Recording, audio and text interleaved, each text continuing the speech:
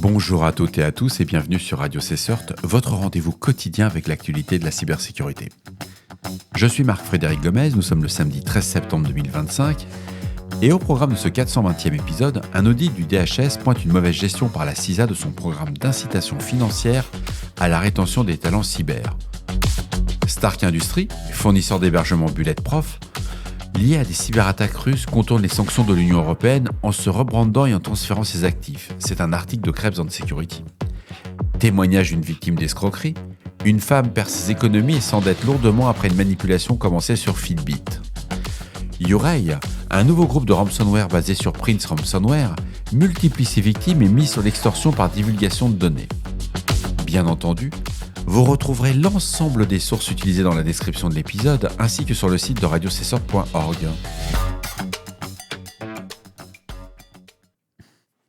Brian Krebs nous remonte à travers une investigation qu'à partir de mai 2025, l'Union européenne a imposé des sanctions financières contre Stark Industries Solutions Limited, un fournisseur de services d'hébergement qualifié de Bulletproof. Cette société, apparue 2 semaines avant l'invasion de l'Ukraine en 2022, était devenue une source majeure d'attaques DDoS, de services proxy et VPN en langue russe, de malware aussi liés à des groupes soutenus par la Russie de campagnes de désinformation. Les sanctions ciblent également l'un de ses relais Internet, PQ Hosting, basé en Moldavie, ainsi que ses propriétaires Yuri et Ivan Nukelity. Selon Recorded Future, les frères Nukelity auraient été informés environ 12 jours avant l'annonce des sanctions. Ils ont alors transféré une grande partie de l'infrastructure de Stark Industries vers une nouvelle entité moldave, PQ Hosting Plus, SRL, et procédé à un rebranding sous le nom de The Hosting, contrôlé par la société néerlandaise Work Titan, identifiée sous la S 209 847. Recorded Future indique que malgré ces changements, l'infrastructure associée reste largement attribuable à Stark Industries. Parallèlement, un autre acteur clé demeure en place. Le fournisseur néerlandais Mir Hosting, dirigé par André Neterensko, ce dernier déjà mentionné dans des affaires remonte à 2008, apparaît aujourd'hui comme le gestionnaire de The Hosting et The Work Titan.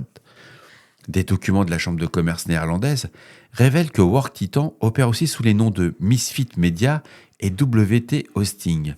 Le contact associé, Youssef Zinad, est lié à plusieurs sites hébergés par Mir Hosting et listé comme représentant légal de bureau de Mir Hosting aux Pays-Bas. Toujours selon Recorded Future, les sanctions de l'Union européenne se sont révélées largement inefficaces, pour pas dire que c'est tombé à l'eau.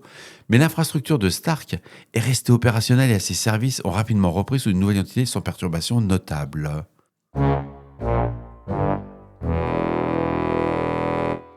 Cet article a retenu mon attention. Un audit du département du Homeland Security, le fameux DHS, met en cause la gestion par la CISA de son programme d'incitation financière destiné à retenir les talents en cybersécurité. Le rapport de l'inspecteur général indique que l'agence n'a pas correctement conçu, mis en œuvre ni suivi les règles du programme de rétention.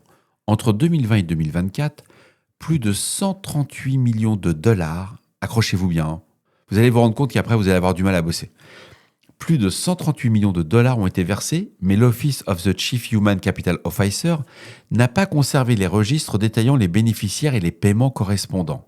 Donc cet argent, il sert à vous retenir au sein de votre entreprise, là c'est dans le cas de la CISA, et on a décidé de distribuer 138 millions de dollars de primes, sans aucun justificatif ni aucune traçabilité. Les auditeurs ont identifié 1,4 million de dollars de paiements contestables versés rétroactivement à 348 employés.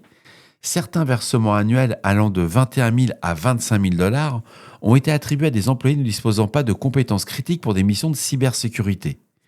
Le rapport souligne que la CISA a élargi l'éligibilité du programme sans définir de procédure précise et sans aucune gestion centralisée, entraînant des gaspillages de fonds publics et un risque accru de perte de talent.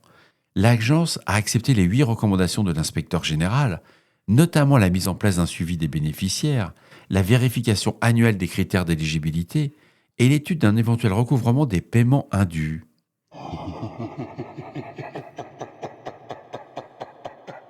Ils sont extraordinaires, ces Américains. Mais revenons dans un article un peu plus sérieux de Malwarebytes. J'ai retenu cet article de malware qui remet vraiment l'humain au centre des fraudes et des conséquences.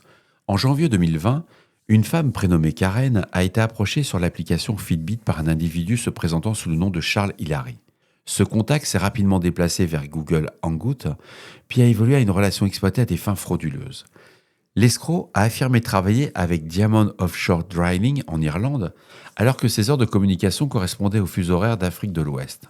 Fin janvier, il a demandé à Karen de recevoir un colis lié à une société de sécurité appelée Damac Security. Le processus de récupération a entraîné une première dépense de 3 900 $, suivi de paiements supplémentaires allant de 25 000 à 60 000 $ pour divers formulaires. Au fil des mois, Charles a justifié son incapacité à récupérer lui-même les fonds pour plusieurs prétextes. Gel de compte bancaire, problèmes personnels, activité d'extraction pétrolière illégale. Entre janvier et décembre 2020, Karen a accumulé environ 65 000 $ de dettes réparties sur des prêts, des avances de trésorerie ou des cartes de crédit. En parallèle, les menaces ont pris une dimension personnelle. L'escroc a prétendu que des tueurs avaient été engagés pour attaquer le mariage du fils de Karen. Il a envoyé l'invitation de l'événement pour prouver qu'il connaissait les détails. Un deuxième personnage, plus conciliant, est apparu dans les échanges, renforçant la manipulation psychologique. L'analyse des adresses et des entêtes d'email a montré que les messages provenaient bien d'infrastructures Gmail légitimes, certaines adresses ayant été créées spécifiquement pour cette fraude depuis le Nigeria. Les transferts d'argent effectués par Karen transitaient par des intermédiaires utilisés comme mules avant d'être convertis en crypto-monnaie. Et en décembre 2020, Karen a enfin signalé les faits au Sheriff Office, au bureau du shérif, au FBI, à l'IC3 et au Better Business Bureau. Malgré ces démarches, l'escroc continue encore aujourd'hui à lui envoyer des messages, tandis qu'elle fait face à une dette résiduelle estimée à 20 000 $. On ne le répétera jamais assez. C'est tellement facile de dire oh, on va se moquer, c'est comme la personne qui a donné 900 000 $ au sosie de Brad Pitt qui était vraiment très mal fait. Quand on manipule les gens, on obtient des choses qui sont assez extraordinaires. Et il faut bien se rendre compte que si on vous demande de l'argent dans une relation, c'est que tous les voyants doivent s'allumer au rouge. C'est le principe de base. C'est pas tellement de la cyber, on est plutôt sur de la sensibilisation. Mais le vecteur humain, il est extraordinaire. Il n'y a pas besoin d'avoir des vulnes. Bref, c'est émouvant quand on lit l'article.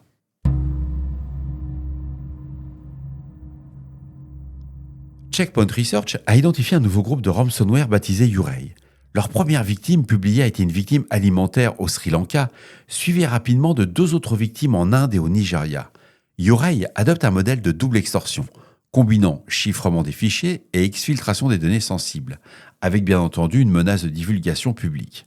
Le ransomware est écrit en langage Go et reprend presque intégralement le code open source de Prince Ransomware, disponible sur GitHub. Les opérateurs n'ont pas supprimé les symboles du binaire, ce qui a permis de confirmer cette filiation. Techniquement, Urey va chiffrer les fichiers avec un algorithme SHA-20 en générant des clés et une once par fichier eux-mêmes protégés par un chiffrement ECIES. Les fichiers portent l'extension .urey, le logiciel chiffre en parallèle tous les disques et surveille en continu les nouveaux partages réseau. Le message de rançon est déposé sous la forme de readme_urey.txt et redirige vers une interface de négociation sur un site en .oignon. Alors une erreur dans le développement laisse toutefois la possibilité d'une restauration partielle. Urey ne supprime pas les shadow copies de Windows. Les environnements où elles sont activées peuvent donc récupérer certaines données sans payer de rançon, même si l'extorsion repose avant tout sur la menace de la fuite de données des informations volées. Les échantillons de Urey ont été pour la première fois soumis depuis le Maroc et le code contient des traces linguistiques en arabe. Des liens techniques avec le ransomware SatanLog V2, lui aussi basé sur Prince Ransomware, ont également été observés. La distribution reste faible, avec un très faible niveau de confiance, mais suggère un acteur originaire du Maroc, à prendre avec beaucoup de précautions. Les IOC, publiés, incluent une adresse en .oignon et plusieurs haches de fichiers malveillants associés dans l'article.